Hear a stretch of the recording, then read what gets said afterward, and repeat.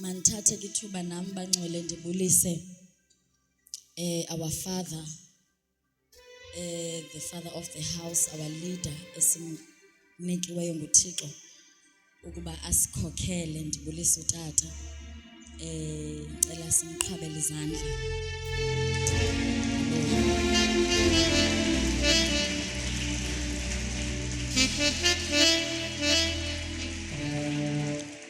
Siyambulela uThixo kakhulu ngawe. We appreciate you, we love you. Asizisoli ngokubana sibe ngabantwana belibandla lase God's Ministry. We are honored to have you as our father. Ngicela siphinde simqhwabeleni izandla utata wethu.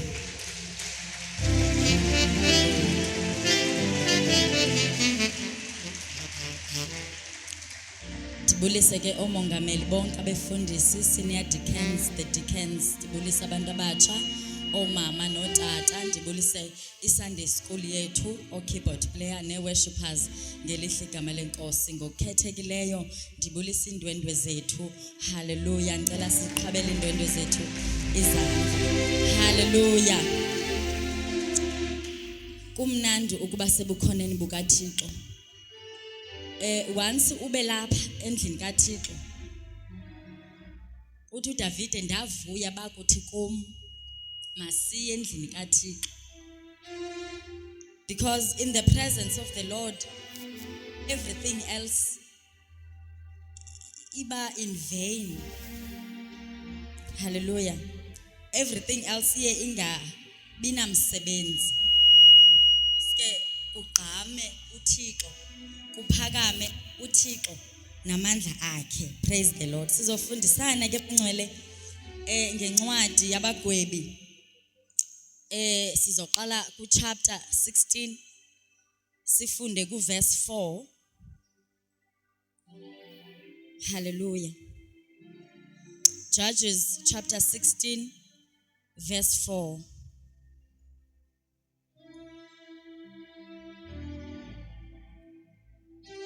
Ithi kulena yam iBhayibhile, kwaye kuthe kamva wathanda inkazana entilini yeSoriki egama layo belinguDelila. Zaza iinkosi zamaFilistiya zenyuka zaya kuyo, zathi kuyo, mzinge ubone ukuba akwintoni na amandla akhe amakhulu, nokuba kungantoni na esingameyisayo ukuze simnxibe simbandezele. Siya kukunika sonke ngabanye amaxhosha esilivere 100. Hallelujah. NguSamsoni lona. Kudala ke uSamsoni evela apha ezintombini, ukhe waya eGaza. Buyafunda pha ku verse 1, wadibana nentombazana wayolala nayo endlini yayo. Ngoku kuthiwa ku verse 4, uthanda inkazana enguDelila. Hallelujah. Now, xa ke thanda le nkazana enguDelila, ithi iBhayibhile bayisondela amaFilisti, ayisondela le ntombazana, because avile uba uSamson is in love. Ayisondela athi, ngale mali mzinge, umphande, umkhangele ukuba aphina amandla akhe. Hallelujah. Futhi siyawukuthini na ukuze sithini simxine. Hallelujah. Kutsho abantu ebekukudala bezama ukumbeka bamqede uSamsoni, but uSamsoni akhululeke aboyise. Kutsho abantu ebekukudala besifa abantakwabo befela ekuzameni ukubulala uSamsoni, abakancami basafuna ubulala uSamson. Basafuna ukumthatha bambeke phansi. Hallelujah. Now bathi ngoku yabona strategy esize naso strategy esingcono kunazo zonke ngoba sifumene umuntu amthandayo. Bathi mkhangele uba apha amandla akhe. Now xa kusithiwa apha amandla akhe kusitshiwo kumuntu ebedla ngobamba igate ngesandla aziqhawule azithwale emagxeni anyuka intaba kuthiwe makakhangelwe amandla. Ithetha ukuthi lonto inkangeleko yakhe ayibonisi ukubana bekumele ba ulwa ngolhlobo lwangalo. Lento ethi khawukukhangela uba aphila amandla amakhulu. Kuyabonakala uba uSamson wayengcekengcekana engangonqonqo okanye engangosanele. Othi xa ujonga uqonda into yobana andiyiboni man ubana yintoni lebangela ubana oyise ngolhlobo. Now can yophanda uba apha amandla ngoba xa simjonga inkangeleko ayitsho ukuba bekumele ba uyasoyisa ngolhlobo asoyisa ngalo. Inkangeleko kaSamson ayibaniki amaFilisti ukuba bekumele ubana uyaboyisa. That is why bethi khawukhe sikhangelela manje ba aphila amandla akhe lo mzalwane. Iyehla ke iBhayibhile idlule ibalise indaba zikaDelila okanye uDelilah inkazana engenasidima. Hallelujah. Esatsho umongameli uNdamase kazana lena engenasidima kazana ethunywayo ukuba mayihambe inikwa into eba mayiyowisa umuntu ethi yamthanda. Hallelujah. Ithi iBhayibhile wafika uDelilah wathi khawukhe wethu undivesele ba aphi amandla akho futhi ke kungenziwa njani ukuze ukhonqwe. Hayi ke itsho kuba waqhathwe ke uSamson athi hayi uba ndingabothwa ngolhlobo nolhlobo bazame athi uDelila nanga amaFilisti phezukwakho afike amaFilisti awaqwangqulule uSamson. Hallelujah. Hallelujah. Now xa sifunda kakuhle mfundisi uSonjika undifundele pha ku verse 17 wehle nayo.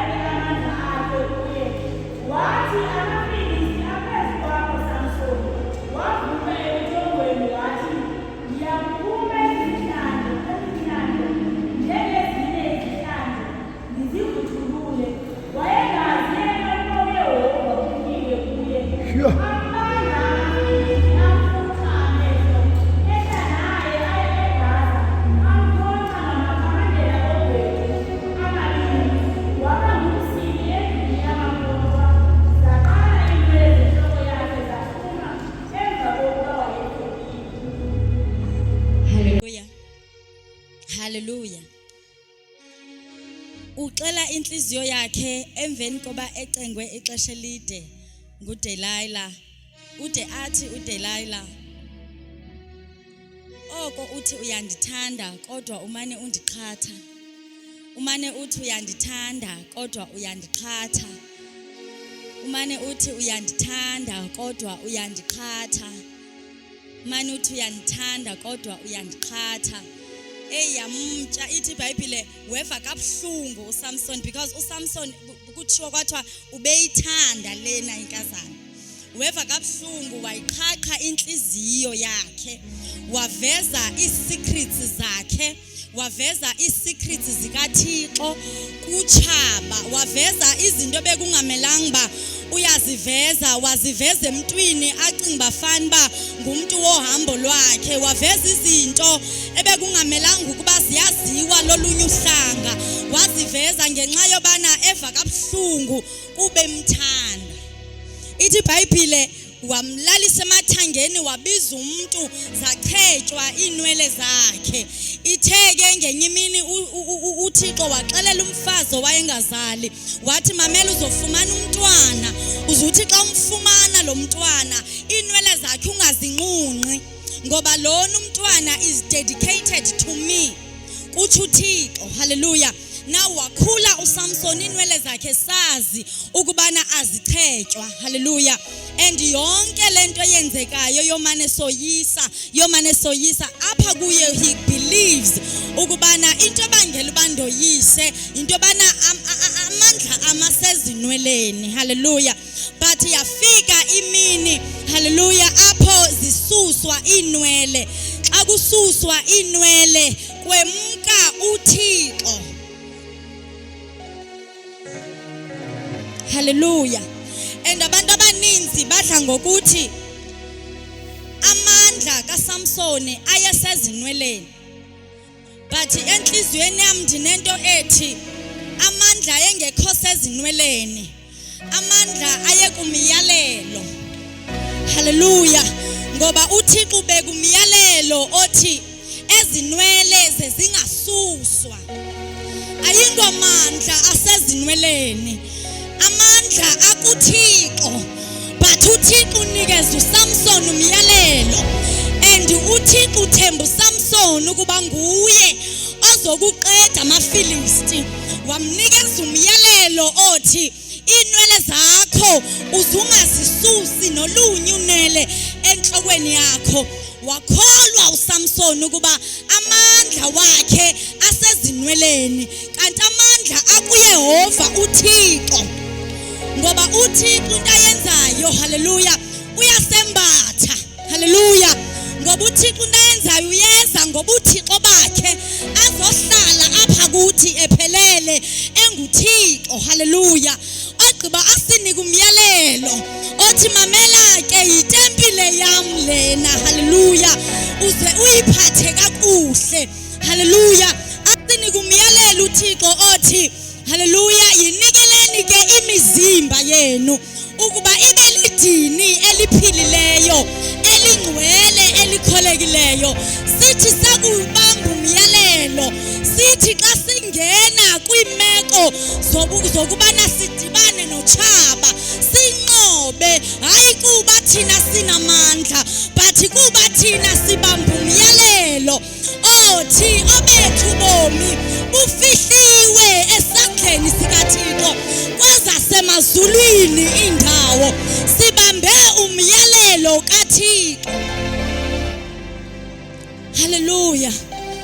Njengoba uthi xa unyathela kwakho amadimoni ayinguwe. Hallelujah. Kodwa kungenxa yoba ubambe izwi likaThixo, ubambe umyalelo kaThixo. Uthi umyalelo kaThixo uzungalususi noba lube lunye unwele enhlokweni yakho. But yafika imini uSamsoni wawutyeshela umyalelo kaThixo, kwatsho kwabonakala ukubana amandla wangowakhe, amandla ngakaThixo. Ayithi phayana emka amandla wakhe, ithi wemka uThixo. Hallelujah. Ithi wemka uThixo, zakuchetywa inwele wabhekela uThixo. Wemka uThixo. Hallelujah. Hallelujah. Amandla wokubana, Hallelujah. Izinto zethu sithi ukuba uThixo uzideclarishile uba ezethu kube zezethu asekuhlaleni kumyalelo kaThixo. Uthi umongameli uNdamase wanikwa uRuthe umyalelo wokubana uzuye kuleya insimi. Hallelujah. Ngoba uThixo usebenza ngeorder, uThixo usebenza ngeinstruction, uThixo usebenza ngemandate, uThixo usebenza ngokuba asinikeze. Hallelujah. We conquer because uThixo usembathile. Akasembathanga kuba singumkhabeni, akasembathanga kuba singozide, akasembathanga kuba singombusi or whatever, but usembathe ngoba sigcine umyalelo wokuhlala kuye. Praise the Lord. Ndoqala kumele basibambe sisazohamba siyotya imigidi ebetheni Thixo. Ndoqala siye emitshatweni, siyephi, siye ezilalini, siyokwenza yonke into eyenziwayo, kodwa sesikhumbule ukuba ebetheni kane noThixo. Ke wasibuza umbuzo apha ekuseni uThixo wathi okukwenza kwenu niyandoyika na? Kunokoyika mna na okukuhamba kwenu. Hallelujah. But ke ngoba uThixo enguThixo ayiphelelanga apho indaba kaSamson. IBhayibhile bamkhupha amehlo, bambamba, bamfaka entilongweni. Akavesanga uSamson wafa then and then, but iqale wahamba iprocess yokubana ahlale entulongweni, wa-experience ukukhonkxwa ezandleni nasezinyaweni, wa-experience ukungaboni. Hallelujah. Akavesanga wafa. Ikhona ijeni ayihambileyo, ijeni ebimfundisa ukubana kunje ke ukungamthobeli uThixo. And pha eprison we don't know what else eyenzekile, kodwa uverse 21 uthi andula ke amaFilisti ambamba amncothula amehlo, amhlisele eGaza, amnxiba ngamakhamandela, waza wasila entolongweni. Kodwa uverse 22 uthi kodwa inwele zenhloko yakhe zaqala ukuhluma. Kanjalo emva kokugululwa kwakhe zada inkosi zamaFilistiya zahlanganiselwa ukubingelela uDagon.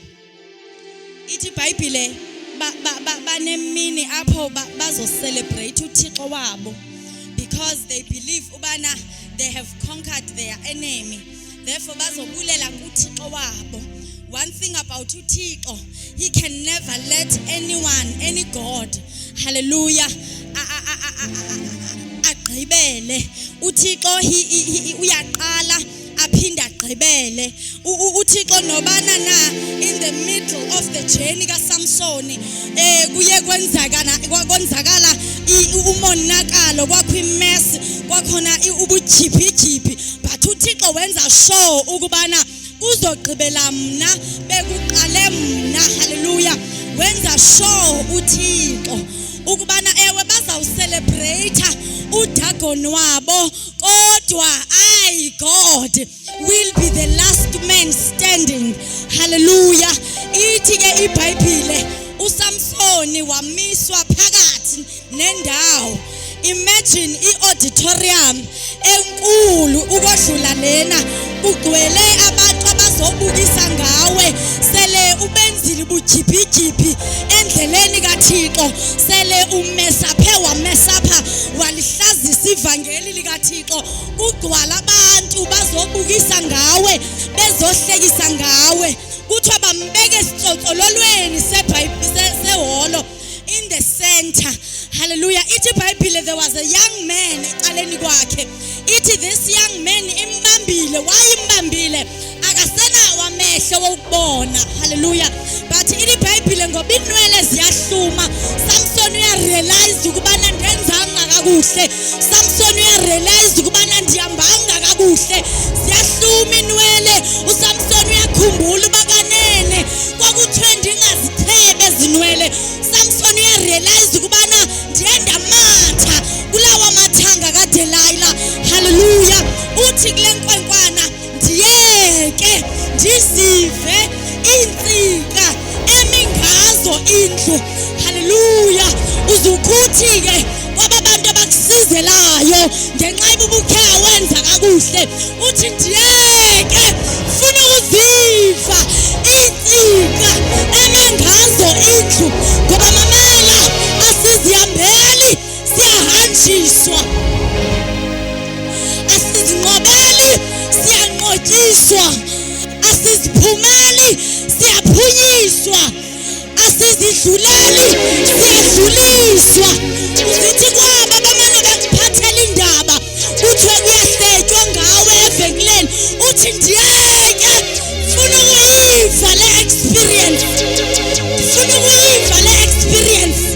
Ngoba lena i-experience udumo lukaThixo luxhomekeke kule experience. Hallelujah. Udumo lukaThixo luxhomekeke kubana kule experience. Yonke into ezokwenzeka namhlanje into yokugqibela ezokwaziwa ngoSamson, futhi xa kusaziwa ngaye kuzophakama uThixo. Ndiyeke ndizive. Uzuthi naba bakuqoqosayo bamane besithi hayi ungenzi kakhulu, uright kodwa ungamane bangade babe yi-4, uright oyi-1. Uzuthi namhlanje ndiyeke.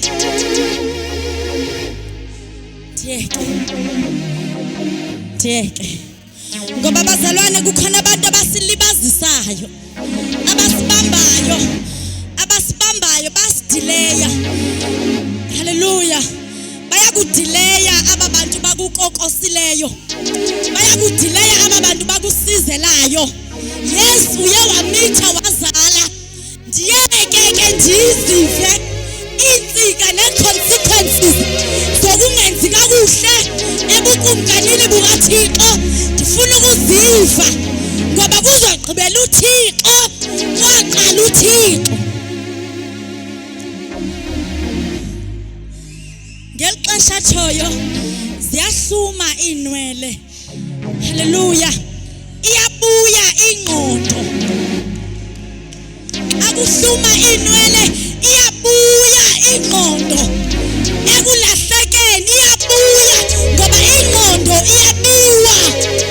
Lutshaba lusithi liyakuthanda likulalise emadolweni, but mamela, mvumele uThixo akuhambise kule experience yasejele, akuhambise kule experience yokukhonkqwa, akuhambise kwi-experience yokungaboni, so that you come back to your senses and remember ukuba kwakumele uba ndibambe umyalelo ngoba mna I am dedicated to God. uSamson is not just like any other boy. uSamson is not just like any other man. Akafani noGoliath owayenezigalo. uSamson was the chosen person by God ukubana kube nguye owisa esasizwe sochaba lukaThixo. Remember, esasizwe sinoThixo waso onguDagon. And one thing about God, he does not sit next to any other God. Hallelujah. uThixo unguThixo nekhwele, ufuna ukuba yedwa enhlantini. Bakhe bambeka uDagon ecakoThixo. Hallelujah. Bambeka ecakoThixo uDagon. Babeka uThixo wethu bambeka ecakoDagon. uThixo wazilwela ngoba he is that kind of a God. Hallelujah. Ngoku uthi uThixo uzozilwela in your life, but wena hold on to the truth. Kwakuthweni kuwe ezantsika athetha ngazo uSamson, athi ufuna uziva, yila myalelo wayexelelwe, yila nyaniso ayaziyo. hold on to that truth. And then the same truth, hallelujah, the same truth, yile ezawutshintsha izinto in your life. I don't know ubana wakhe wenzani wena kwahlekwa ngabantu. I don't know ubana sesiphi esiscandal owakhe wasenza nabantu bakowenu bahleka babuya umva bathetha ngawo. I don't know ukuba yeyiphi lento nebandla owathi usoyenza nebandla langathi lingakukhuphela ngaphandle. I don't know uba intoni lena oyenzileyo kwahlekwa kwabukiswa ngawe. Kodwa namhlanje mamela, buyela enyanisweni yakho. Wayetheni uThixo kuwe? Buyela enyanisweni kaThixo. Uzibambe ngesandla sakho insika zendlu. Ithi iBhayibhile uSamson washukumisa insika ezimbini. Enye was on the left hand, enye was on the right hand. Ithi iBhayibhile kugcwele abantu abazohleka, gcwele abantu abazobuka, gcwele abantu abazophakamisa uThixo wolunye uhlanga. Wazibamba uSamson insika, hala masuya yamandeya. Wayibamba inyaniso kaThixo wangathakazanga ibambe. Ukuyibamba kwakhe kwafa inkitha. Ithi iBhayibhile abantu abafayo bangaphezulu kwenani awakhe walibulala ngaphambili.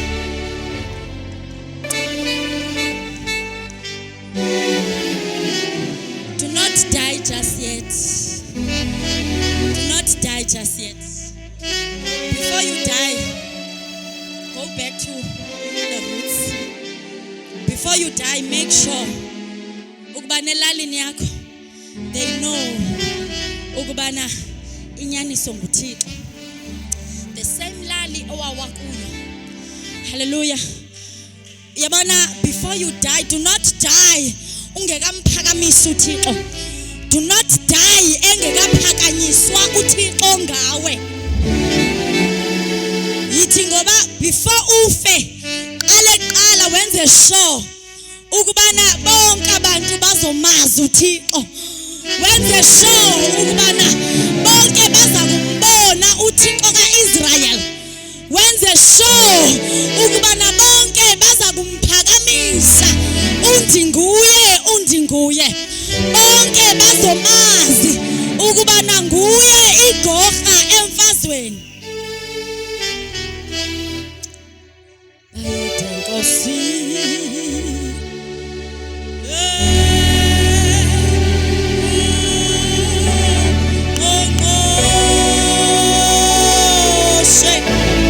Ithi iBhayibhile uSamson wakhwaza wathi bawa okwesihlandla. Hallelujah. Ithi wakhwaza in the middle of the storm, in the middle of the crowd. Utshaba lubukele wathi bawa okwesihlandla. Uzungathuli kuba usithi kuzothwa ndiyazenzisa. Iyaziwa into bendiyenza izolo. Uzuzomapha uthi bawo okwesihlandlo. Makwazeke ukubana you are the most high God. Hallelujah. Mawuthi kuthiwa kuyavalwa incwadi ngawe, ivalwe inguThixo ogqibelayo. Zungavumi incwadi zakho zivalwe ngepage esathetha ngesono sakho. Kodwa incwadi ezibhalwe ngawe azivalwe ngepage ebhalwe nguThixo ethi woyisa phakathi kwazo inhla